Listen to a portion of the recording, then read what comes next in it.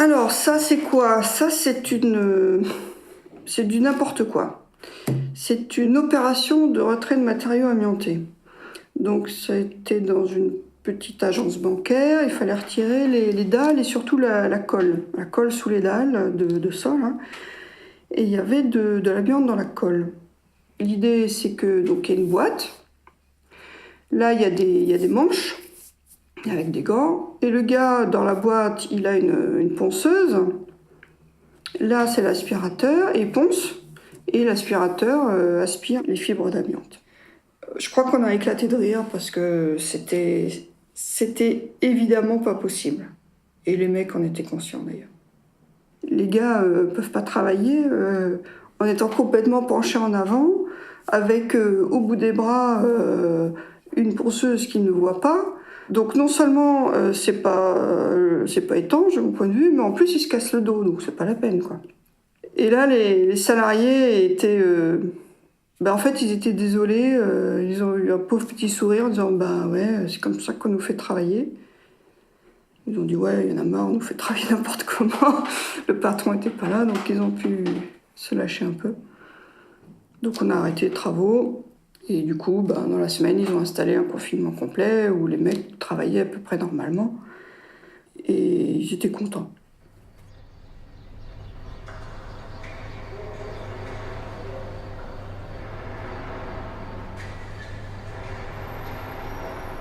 Dans les comportements parfois incompréhensibles des salariés, je me souviens d'un délégué dont on m'a demandé le licenciement. Et lui, il perturbait complètement son chef, puisque chaque fois que son chef lui faisait une remarque, n'importe quelle remarque, il lui tournait le dos, il baissait son pantalon et son slip, il lui montrait son postérieur. Et, euh, le chef en était perturbé, n'osait plus rien lui dire, parce qu'évidemment, chaque fois que le salarié avait baissé le pantalon en question, c'était devenu l'attraction dans l'atelier, et du coup, plus personne n'osait rien lui dire. Et donc, à l'enquête, finalement, ils m'ont demandé l'autorisation de le licencier pour bizarrerie de comportement. Et à l'enquête, je lui demande, mais enfin, pourquoi vous faites ça? Alors, le gars voulait partir, m'a dit qu'il voulait partir, mais pourquoi vous faites ça? Et elle me dit, mais monsieur l'inspecteur, je ne peux pas m'en empêcher.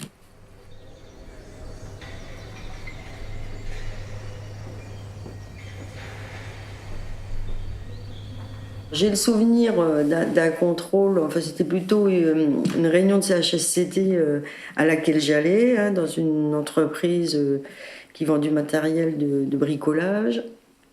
Et donc je fais le tour avec les membres du CHSCT, hein, le tour du magasin. Et puis il y a une des représentantes du personnel qui est en jupe et elle a les jambes nues alors que c'est l'hiver et que dans ma région l'hiver est quand même extrêmement rigoureux, il peut faire très très froid. Donc je lui demande comme ça en aparté comment elle fait pour ne pas mettre de collant avec sa jupe. Et elle m'explique que elle met pas de collant, elle en met plus parce qu'elle en a marre de s'acheter 2-3 paires de collants par jour. Surtout qu'elle est affectée au découpage des revêtements de sol et qu'avec le cutter, tout ça, des fois à genoux par terre, vraiment, elle fracasse un certain nombre de paires de collants tous les jours. Donc elle en a marre, elle vient jambes nues. Alors je lui dis, pourquoi vous ne mettez pas un pantalon, madame? Et elle me dit, mais parce que le patron ne supporte pas les femmes en pantalon. Alors forcément, je continue mon petit tour du coup à ma façon, et puis je vais aller regarder toutes les femmes, toutes les femmes salariées, hein, de la boîte, et puis je les vois effectivement toutes en jupe. Et là où c'est le plus flagrant, c'est la ligne de caisse, puisqu'il n'y a que des femmes à la caisse et elles sont toutes en jupe. Alors quand je dis jupe, c'est la jupe à hauteur du genou, bien étroite. Alors déjà, quand on est assis sur un fauteuil de caisse, être en jupe comme ça, c'est extrêmement confortable, surtout pour le dos, hein, bon. Et je vais donc vérifier comme ça, en discutant avec elles, pourquoi elles sont en jupe, quoi. Et elles me confirment toutes que le patron n'aime pas les femmes en pantalon. Donc je m'en vais voir monsieur le patron, qui n'aime pas les femmes en pantalon, pour lui demander, lui dit, mais alors la tenue uniforme que vous mettez à disposition, oui, alors les salariés ont droit à une tenue tailleur-pantalon, tailleur-jupe. Les femmes aussi, tailleur-pantalon, oui.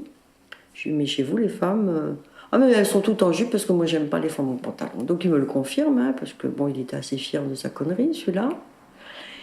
Et donc à ce moment-là, je lui dis que ça c'est pas possible, que c'est les femmes qui vont choisir maintenant.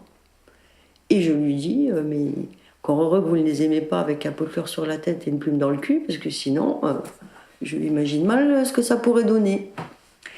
Et du coup, voilà, celui-là est très cocasse a posteriori sur le coup. Moi, ça m'a pas fait rire du tout, hein, du tout, hein, évidemment.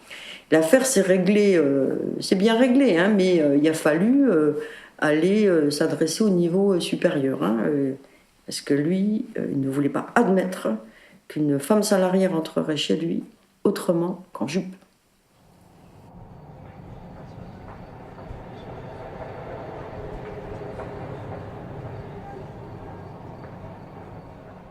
C'est un collègue qui était agent de contrôle sur le secteur de Rungis qui m'a emmené. Donc là, on a voilà, des travailleurs qui sont qui désossent, je ne sais pas ce que c'est comme bête. Donc atelier de préparation de viande. Voilà, ici avec la viande transportée donc, sur un Fenwick. Ici, on a l'utilisation du matériel de chantier, hein, du scie pour découper une carcasse. Là aussi, on a un salarié qui est en train de découper une carcasse de bœuf. Alors, ce qui était particulier là dans Rungis, c'était, de ce que me décrivait mon collègue, qui était mon formateur par ailleurs, c'est que lui, quand il venait faire des contrôles, pour passer un peu inaperçu, parce que dans les contrôles, parfois, on a besoin de ne pas se faire identifier tout de suite, pour pouvoir constater les situations avant qu'elles disparaissent. Et donc mon collègue, il avait, comme sur Rungis, il y a plusieurs vêtements de travail, il y a des vêtements blancs pour ceux qui ont la viande, à la marée aussi, je veux dire du bleu et du blanc. Et puis pour les volailles, c'est une veste noire, une blouse noire. Donc il avait différents types de blouses dans sa voiture, et donc en fonction de l'endroit où il allait, il changeait de blouse. Donc quand il allait dans la volaille, il mettait une blouse de volailler pour passer inaperçu, il n'était pas repéré ni par les salariés, qui parfois vont trahir sa présence, ni par les cadres, par les chefs, voilà.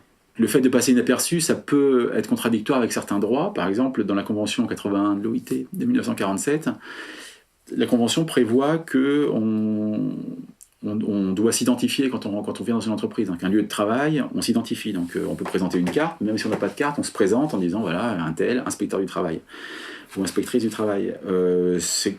On peut estimer que c'est quelque chose qui est dû à la personne qu'on vient contrôler, qu'elle sache qui on est.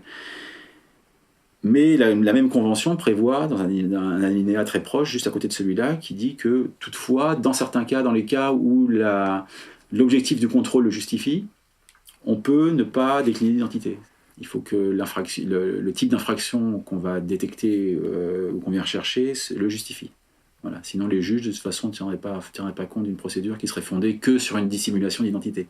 Ce n'est pas l'objectif d'être maquillé.